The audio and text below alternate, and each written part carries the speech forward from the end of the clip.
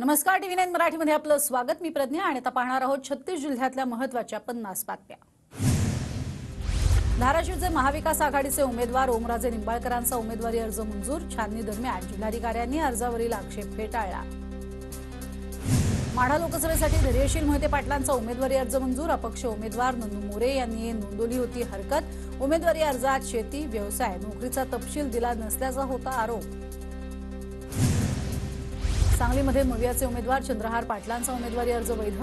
चंद्रहार पाटील आता मवियाचे अधिकृत उमेदवार। धाराशिव लोकसभेत 36 उमेदवारांच्या 50 अर्जांची छाननीनंतर उमेदवारी अर्जावरती आक्षेप घेता येणार। 22 एप्रिलपर्यंत उमेदवारी अर्ज मागे घेता येणार।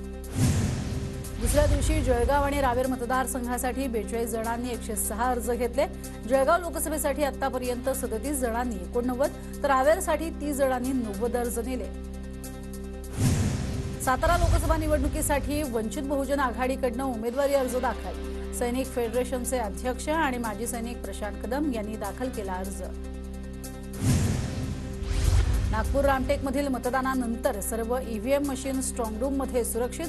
स्ट्रॉंग रूमला 24 तास 3 स्तरीय सुरक्षा, केंद्र सुरक्षा यंत्रणेसह महाराष्ट्र पोलीस सुरक्षेसाठी तैनात। इचलकरंजीमध्ये महायुतीचे उमेदवार धैर्यशील माने यांना छत्रपती शासन संघटनेच्या महिलांचा पाठिंबा। महिला मेळाव्यात घोषणा। कोल्हापूरच्या करवीरमधील दर्याचे वडगावचा शेतकरी निवडणुकीच्या रिंगणात। गावाला नेहमी गृहीत धरलं जात असल्यानं नागनाथ बेनके या शेतकऱ्याची थेट निवडणुकीच्या रिंगणात उडी। काँग्रेस पक्षाला सत्तेमध्ये आणण्याचा निश्चय सर्वसामान्यांनी केलाय। काँग्रेसचे कार्याध्यक्ष आमदार कुणाल पाटलांचं धुळ्यात वक्तव्य। 10 वर्षात फक्त घोषणा केल्या नाही तर काम करून दाखवलं। जळगावच्या मुक्ताईनगरमध्ये रक्षा खडसेंचं विधान।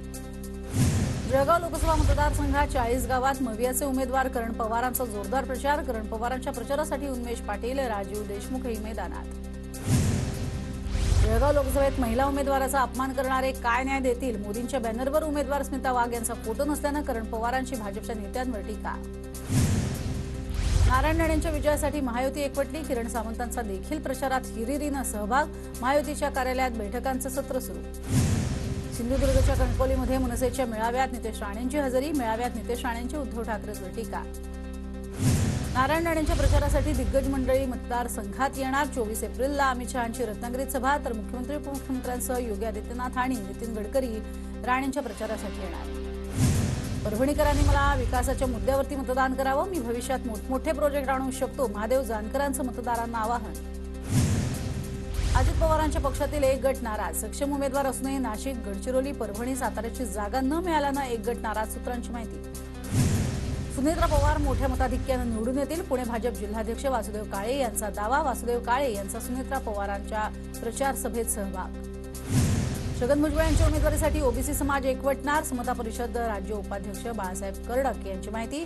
भुजबळांच्या उमेदवारीसाठी ओबीसी समाज आग्रह धरणार। नाशिकच्या दिंडोरी लोकसभेत मवियाकडनं पेच वाढला। दिंडोरी लोकसभेच्या जागेसाठी माकपचा हट्ट। जेपी गावित यांचा उमेदवारीसाठी आग्रह कायम। परभणी लोकसभा निवडणूक प्रचाराला केवळ 4 दिवस उरले। उमेदवारांकडून मतदारांच्या भेटीगाठी। बहुजन समाज पक्षाचे उमेदवार आलमगीर खान यांच्याकडून भेटीगाठी घेत संवाद। नंदुरबारच्या राजकारणात काँग्रेसचा दिलासा। शहादा कृषी उत्पन्न बाजार समितीचे सभापती अभिजित पाटील आणि जिल्हा परिषदेचे माजी अध्यक्ष जयपाल सिंग रावल यांचा काँग्रेसला पाठिंबा। धनगर आणि धनगड वेगळे तसंच भाजप धनगर वेगळं असणार आहे। 10 वर्ष सत्तेवर बसवलेल्या भाजपला धनगर समाज सत्तेतनं घरी बसवणार। उत्तम जानकरांचा भाजपवर निशाणा। अजित पवारांचा उमेदवारी अर्ज निवडणूक आयोगाच्या तपासणीत नामंजूर, तर सुनेत्रा पवार यांचा उमेदवारी अर्ज मंजूर।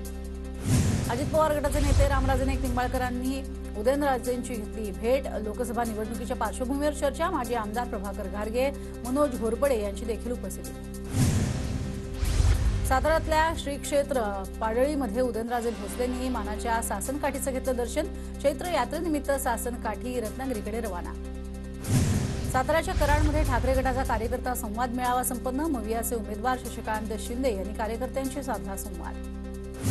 लातूरमध्ये उमेश कांबळे नावाच्या युवकाकडनं सायकलवरती जाऊन लोकसभेचा अर्ज दाखल। जिल्हा सामान्य रुग्णालय झालं पाहिजे अशी मागणी। सांगली लोकसभेचे ठाकरे गटाचे उमेदवार चंद्रहार पाटलांच्या कार्यालयाला संजय राऊतांनी दिली भेट। चंद्रहार पाटलांच्या प्रचार पत्रकाचं संजय राऊत यांच्या हस्ते प्रकाशन। सर्वसामान्य आणि उपेक्षित लोकांचा चांगला प्रतिसाद मिळतोय। यावेळी निश्चित विजय होणार, बुलढाण्याचे वंचितचे उमेदवार वसंत मगर यांचं वक्तव्य।